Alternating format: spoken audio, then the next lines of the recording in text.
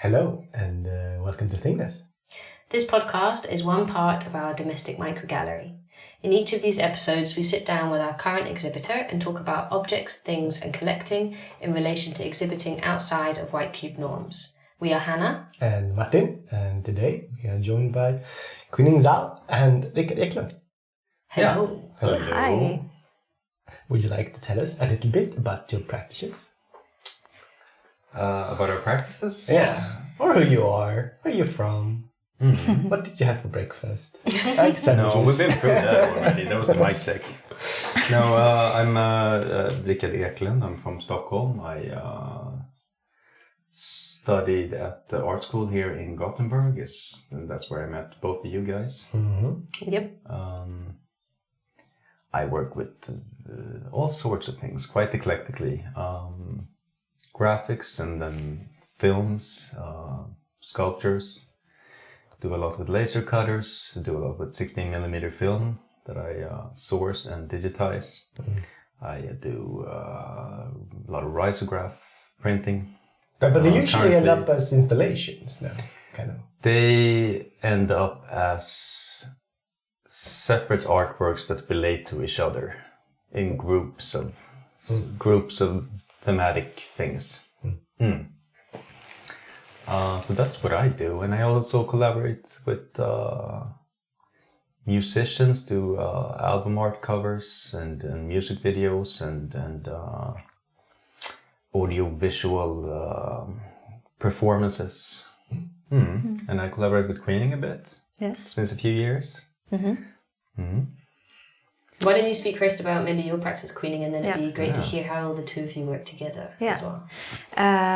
So my name is Queening, and I also live and work in Stockholm. And I have a background in spatial design. I work with sculpture, set design, installations, also with like a wide range of materials. And I also studied in Gothenburg. Studied design at HDK, and I work a bit with theater as well, with like props and set, and have collaborated with Rickard a few times now, in like both at Skogen in Gothenburg for like 2 years ago, where we did a residency together with Amina and Rasmus.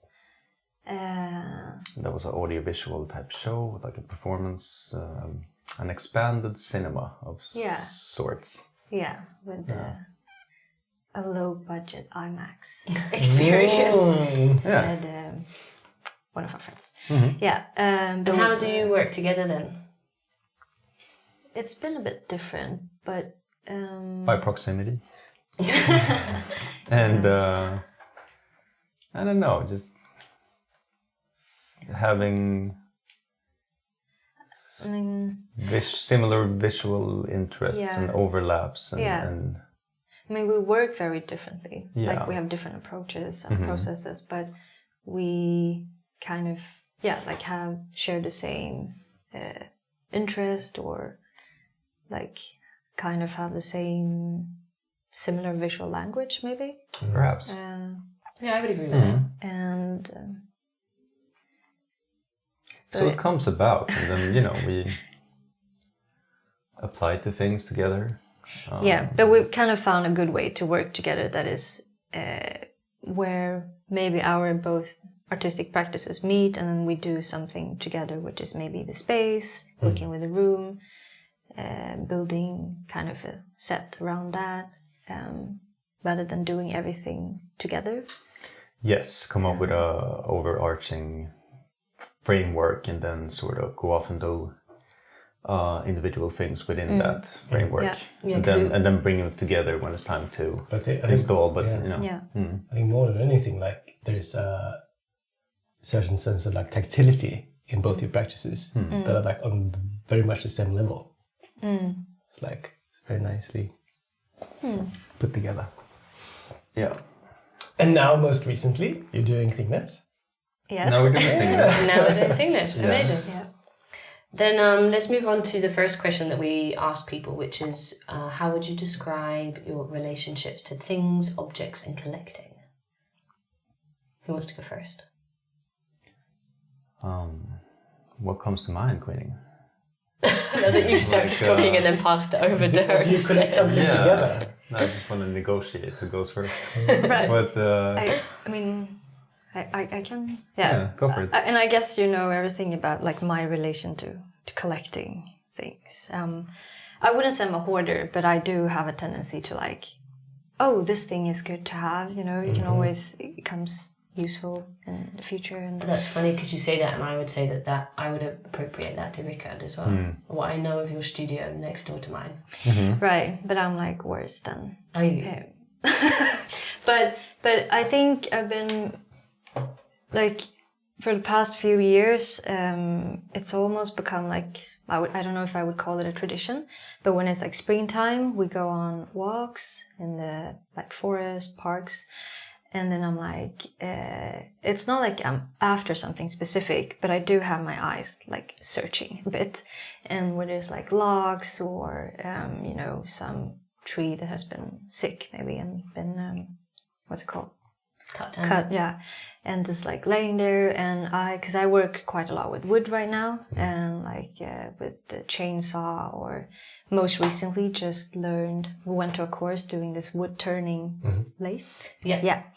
And really excited about that. I want to like continue doing that. My dad has one, so I grew up learning to do Really? a house. Yeah, I love working on the lathe. Okay, wow. Yeah, it's so satisfying. But it's also like dangerous. I mean, like you need respect for it, of course. And I always think it's funny with that sort of thing. It's one of these processes that feels very like dynamic, but actually you have to work with it very gently. Yeah. It's this like very subtle kind of. Yeah. Just like a chainsaw. Is it just like a chain? you have to be careful. Yeah, I mean you need to work with it sense, gently yes. and And gently.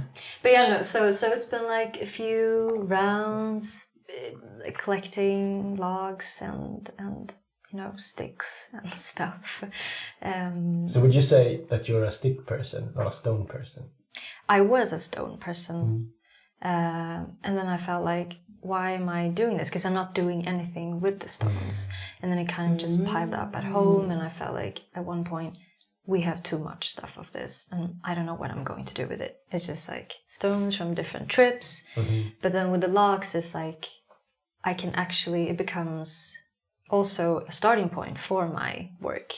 Like, oh, this log is this size, looks like this. What can I do with it? And it kind of also like gives me, like it starts off there. And that's why I feel that I can more also like, then it's fine. I'm collecting these, but I will use these. It's my like a material. It's like the collecting has a purpose then rather than just just collecting. The point of collecting. Yeah, because I've done that so much in my life, and also like growing up with my grandma, she was like, collecting all sorts of things and saving everything. And at some point, it just becomes like a burden. Oh, you know, like plastic bags and but also like stamps, and she would cut off things from magazines, and she had like pictures, photos, and postcards, and all sorts of things. Some things really nice, of course, but also just a lot of like trash. I mean, like that you would never, and I feel like I kind of like also got that a lot from her, which is. I think it's a nice thing to have if you know, like, I don't know. I just felt like it was too much at some point, and then so I kind of left the stone period, the rocks. I mean, we have a few at home, definitely. Like, but no, it's I'm more into collecting wood and logs that I can make use of, and also just the thought of thinking that it will become something else, for instance like a shell or something. I want to say that's what differentiates it from hoarding, because I don't think you're a hoarder. You collect all this wood to make sculptures out of, and you usually do use the pieces that you pick out. But then again, I think every hoarder thinks what they hoard. Every collector thinks that is useful. Yeah. That's going to be... But it's But funny. it has some purpose, or it's building value, or it's like... In a way, though, it's like... archiving, maybe. Yeah. We've had this conversation with every artist that comes on, and every artist, I think, collects things with a purpose for art. Also, maybe even if it starts out just as a collection, they're always wondering, how can I use this in my artistic practice somehow? Yeah. I mean, if not for material, then just like reference or something. Exactly. Yeah. And so I think it's kind of funny in a way that are we artists because we're creative first, or do we like to hoard things, but then we feel we need to find a purpose for them? You know, there's definitely this crossover, I think, that we've experienced.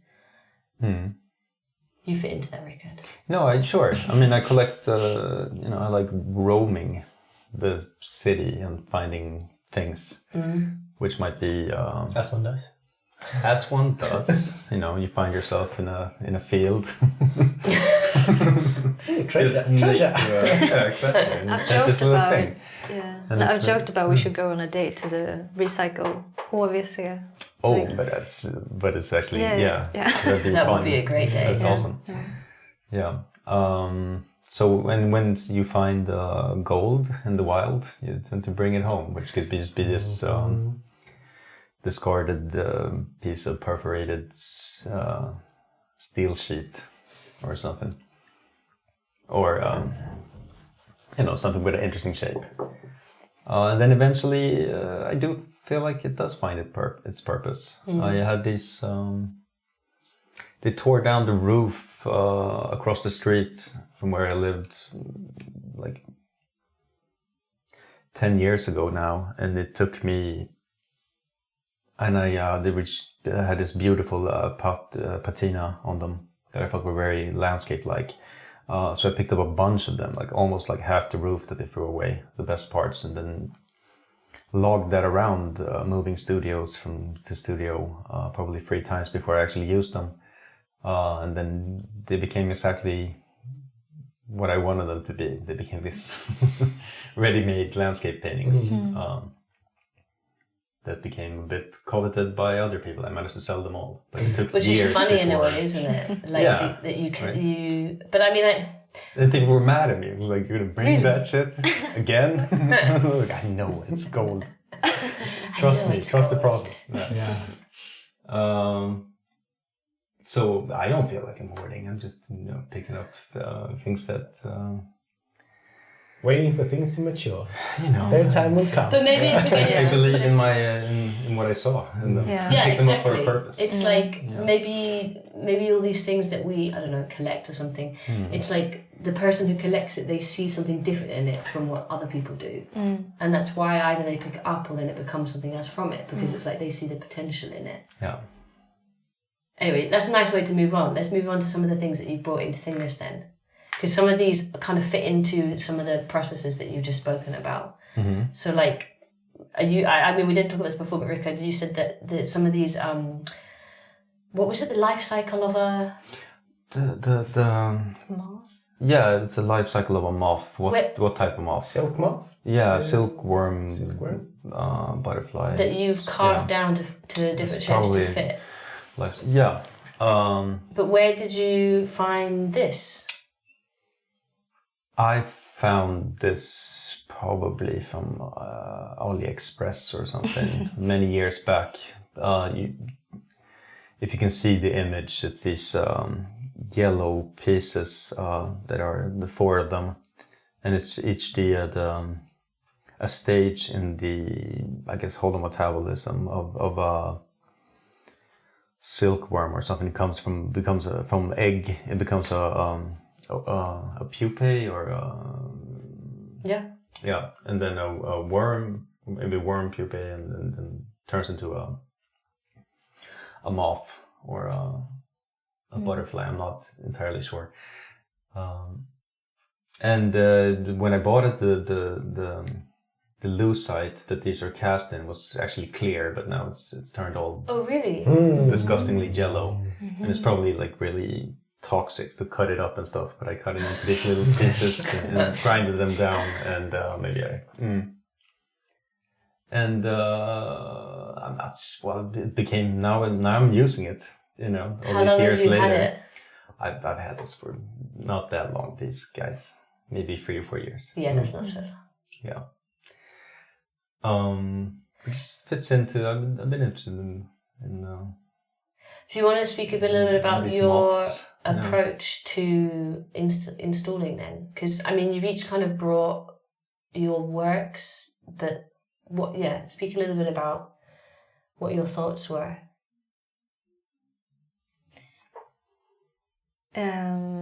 I mean, yeah, we talked about it that it might have seemed a bit too obvious, but then it's like with this micro gallery that we really wanted to play with the scale and turn it into like with these, we have these small architectural, what's it called? Figures? Or Yeah. Like to scale figures. Yeah, scale And then- figures, yeah. And so we've kind of like recreated this gallery space with like the sitting benches and the podiums and our work that is also like either become much larger or much smaller. because they're made into miniature versions of the work, but as to scale of these little scale models. goobies, the scale models. It's kind of funny because like they have then they're this... huge. They're Yeah. much Yeah. bigger than they Yeah. usually are, Yeah. and I just wanted to try that out. How that felt. It's a little bit funny because like they do like, you know, if you know like anchor them to pop culture, they're two quite good like popular science fiction like dystopian shows, Severance and Dark Matter, who both like feature these like kind of like not miniature but like small people in the intros. Oh yeah, Oh, true. and Severance. And Yeah, it's like yeah. I'm getting this sort of like vibe from it because it's like Yeah, I Right. remember now. Severance we've Yeah, we seen, saw. not but Dark Matter. No, I can recommend the it's just one intro. season. I can recommend it. It's fantastic. But so the works that it's been really fun watching you install, because some of the works me and Martin recognise because we've seen them in shows that you've done before, and it's have all of them been shown? No, I mean talking about the moth, that hasn't been shown elsewhere before. No, But- this hasn't been shown. but- I've done moth work before. Yes, but quite a lot of these works then have actually been used in a different scale for other exhibitions. Yeah. Yeah. And they both feel like that. Like the figurines are like they're like they are the spectators. They are the visitors to this gallery. But they also feel like they're part of it.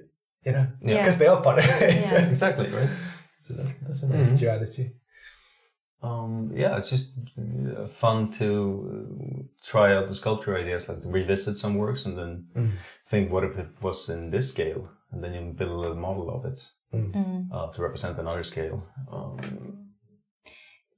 Yeah, and especially like for some of my works that I've worked a lot with, for instance, things that I got from my grandma gave me. Yeah. And it's been a lot of centered around like dog, because we were both born in the year of the wood dog, like according to this Chinese zodiac, and she would give me a lot of gifts that is always connected to the dog. So I've both used like the dog figurines and this shell. It's called a tiger cowrie shell, and it has like carved, like a dog carved on it, and then the characters like saying dog and a peaceful life. And I've like used them in my work in different ways, if it's not like scaling up or like they've been the source of like inspiration and how my work started as well. So it's also interesting to see them in this, like in Thingness. And also just them by themselves, because in the other ones that you were showing me just before we started now with the dog figurines, that you'd made much larger ones of them, but that these were still in relation to them. So in a way now the kind of starting points, the sources are just by themselves. Yeah. These fractal Illuminati confirmed triangles. Yes, the Sierpinski triangles. What are they from? The what? What was it called? Sierpinski is a mathematician who named this. Sierpinski. Yeah, it's a fractal, very fractal triangle. You sort of just it's fractal because it's scalable. You can scale this up and down and still have the same self similarity of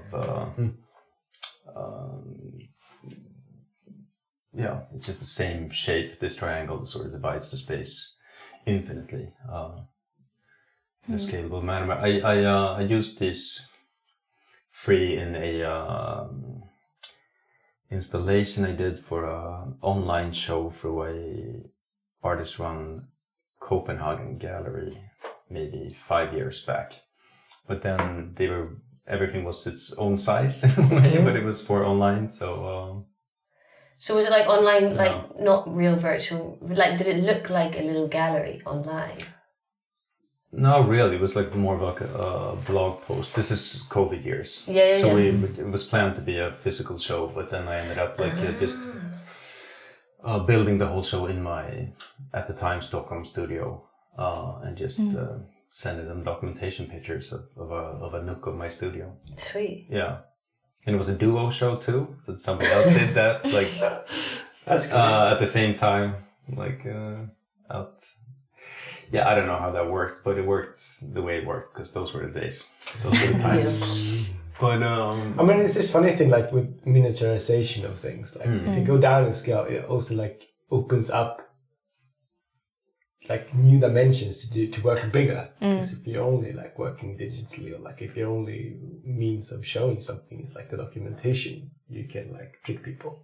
Whether that's like tilt shift photography or some sort of like spatial positioning or whatever. Yeah. So that's pretty fun. I mean, like I kind of feel like you've done it here too. I mean, like the people are quite small, but they're the same size as these dogs. Yeah, exactly. I mean, the dogs are bigger than the people, and like you're and saying, the shell is massive. Yeah. And these silkworm things are also like human sized. like they're huge, if that shell was actually the size next to that person. yeah, it's the size of a Car.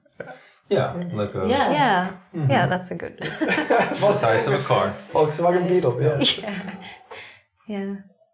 Yeah, and that entrance, which was also part of an architectural model that I built of a convenience store in Södertälje, which was also like 5-6 years ago, and it has also kind of just been standing on our shelf. Oh, like a hub. Yeah, but kind of a bit hidden. Like, you don't really see it, but it's there. And then it also felt like... Did you have to vacuum clean it? No, I never did. So when I took it here, I was like... No, it looked clean. Yeah, I cleaned it before I took it here. It just felt so... Like, of course, it needs to be here. Or like... It fits in very well. Because this is a thing with some collections. Like, you put them on shelves. And if it's not like a sealed... glass, no. like display case or whatever, like they're gonna get dusty and like real dusty. Yeah, but you guys were saying that it was almost like the entrance then to the Thingness gallery then. Yeah. Yes, that's what we're thinking. Yeah. Which makes this whole gallery sort of underground. Thingness sign. Yeah, we were thinking we're gonna write it. An underground bunker gallery. Yeah. And we had this ramp, like, but we still don't know if we're gonna use it. Maybe not. But the wheelchair ramp. Yeah, but it's too big. No, we'll see. I was thinking earlier when we were saying about... I mean, we live on the 3rd floor. We live on the 4th floor. 4th floor. There's no elevator. Like nobody in a wheelchair is coming up here anyway. Okay. Yeah, we're a very inaccessible gallery, unfortunately. We wanted to make it accessible, but it just it's sticking over the edge too much. It doesn't feel safe. No. I was thinking earlier when we were talking about how actually, like with the scale that these dogs would be massive, and then the shell would be the size of a car. It's reminding me of Martin's favourite movie, which we probably have brought up before in this podcast, Synecdoche, New York. Are we going to say Honey, I Shrunk the Kids? Oh, yeah. Oh, Honey, I Shrunk the Kids as well, It's my sure. favorite movie. Martin. Oh, what's that other one with Matt Damon? When he's when the people, when they make them when they make very the small small city. to be like, and then his wife. Shrinking, that's Shrinking is the... That's a new show. Yeah. Anyway, but I was thinking about Synecdoche, New York, with the fact that he's, making these massive sets, and then she's making these tiny, tiny paintings. Right. And in a way, it kind of feels like you've mashed the two up somehow. Like, yes, you've made smaller works, but you've also made things feel big for small people. Kind of like by him making these giant sets for like some just sort of like Inception thing with like a city within Yeah. a city. if that makes any sense. No, sure it does. I think that's what I thought was funny. Yeah. I thought, or like amusing, or like that would be fun to do that thing. Yeah. See I mean, it's not that deep. Like Scenography in New York is of course a very I need to rewatch that. but in a way, thing. It's a lot of levels to it. This is just something I thought was a good idea to jazz about around. But also, I mean, in a way now, like, how does it feel looking at all of the two of your works together like this? Because it would probably be impossible to find a place where you could actually put all of these things together life-sized. Not impossible, but No, No, I think just a big Konstfack. If we actually made these works and then That's true. put them in. I think we have something like that planned this summer. So There we go. got a big space to fill with. But I guess, I guess what I mean is, sorry to put you guys down. But, you definitely can do this, but but like this is the first time that you have seen them all together. Then, no? These specific things, yes. Yes. Yes. These sure. specific things.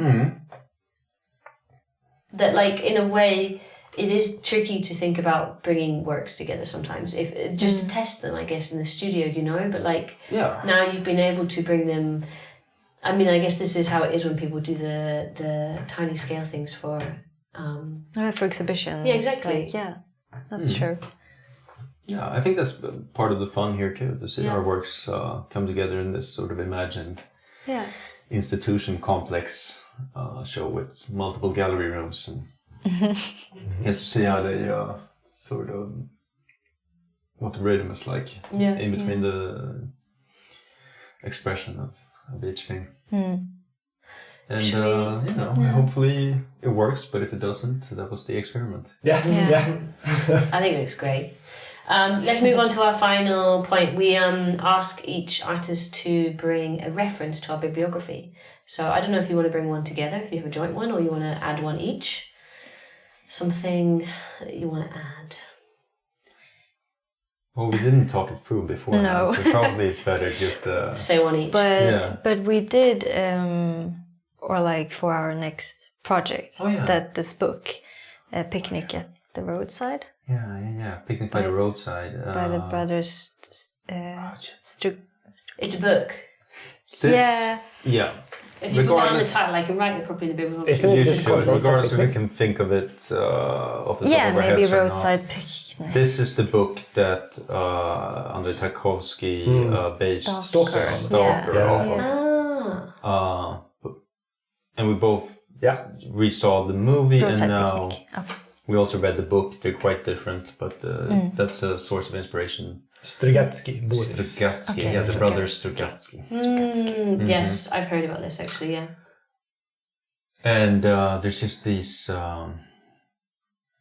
interesting descriptions of this, in the zone, there's all these objects that's been left behind by the alien visitors. And they're, with unclear functions for the people who come upon them. The visitors of the zone. They're just these alien artifacts that are clearly full of presence and energy and possibly danger, probably danger. Just like artworks. Yeah, and they managed to sort of get some functions out of them. Some of them, they sort of find this like new battery or something, but and it works and it makes it super efficient, but they're unsure if that's what it's really for. Yeah. So it's just this, and it's extremely risky to go and get these artifacts. So to extract them from the zone. Right. So just the sort of sense of presence and danger and being in the unknown. The zone is inspiring, but also these artifacts are inspiring. Yeah. So that if you've seen the movie, which you probably have, whoever's and if you haven't seen it, It's a great reference. but the book is really good too. The book is quite different. Yeah. It reminds me of, I'm going to add this into the bibliography, but I would recommend the two of you to read it yourselves. Do you know John Wyndham? He's an old British sci-fi writer. He wrote Day of the Triffids, you know, the one that was turned into a movie, and The Midwich Cuckoos, which was turned into the film, what's the name of the film? About these creepy kids who were all born at the exact same time, and they take over this town. Anyway, but there's he wrote these short stories, and there's a really great intro to the book where it's talking about the fact that like it's quite rare to find short sci-fi stories, because how do you talk about an idea or encompass a whole world in something so short and get something to happen in it? And one of the short stories was you talking about this kind of sci-fi aspect, but also be thinking about your works, was about these aliens that came to Earth, and they were in this teeny tiny ship, and it's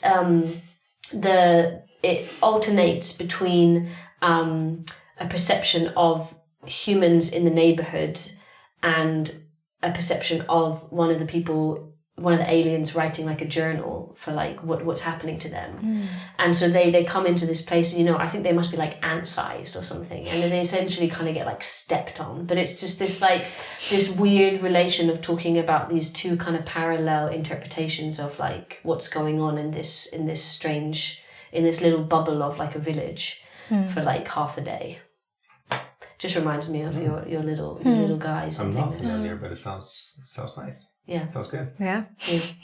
And all that happens in a short story. I love it. It's like, I don't know, 12 pages or something. Oh, we should definitely look it up. Yeah. I've forgotten the title, but I'll put it into the bibliography. But it's John Wyndham. Yeah. Amazing. Great. Well, thank you for coming.